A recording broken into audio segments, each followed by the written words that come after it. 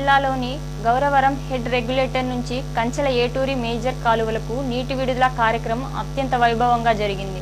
ఈ కార్యక్రమంలో ఆంధ్రప్రదేశ్ ప్రభుత్వ బీఫ్ శాసనసభ్యులు శ్రీమతి తంగిరాల సౌమ్య, ఎన్టీఆర్ జిల్లా తెలుగుదేశం పార్టీ అధ్యక్షులు, ఉమ్మడి కృష్ణా జిల్లా కేడీసీసీ బ్యాంకుల చైర్మన్ నెట్టం రఘురాం, జగ్గయ్యపేట శాసనసభ్యులు శ్రీరామ్ రాజగోపాల్ పాల్గొన్నారు. ఎమ్మెల్యే తంగిరాల సౌమ్య మాట్లాడుతూ రైతులకు సాగునీరు అందించడం ద్వారా వ్యవసాయ రంగాన్ని బలోపేతం చేయడమే ప్రభుత్వ లక్ష్యమని తెలిపారు. ఈ కాలువల నీటి విడుదలతో స్థానిక రైతులకు ఎంతో ప్రయోజనం కలుగుతుందని, పంటల ఉత్పాదకత పెరుగుతుందని ఆమె ఆశాభావం వ్యక్తం చేశారు. ఈ కార్యక్రమంలో జిల్లా ఎన్ఎస్పి యంత్రాంగం అధికారులు, Lal Bahadur left canal project committee chairman Kota Veerababu, DC చైర్మన్లు, స్కీమ్ ప్రెసిడెంట్లు, స్థానిక నాయకులు, రైతులు పెద్ద సంఖ్యలో పాల్గొని జలహారతిని విజయవంతం చేశారు.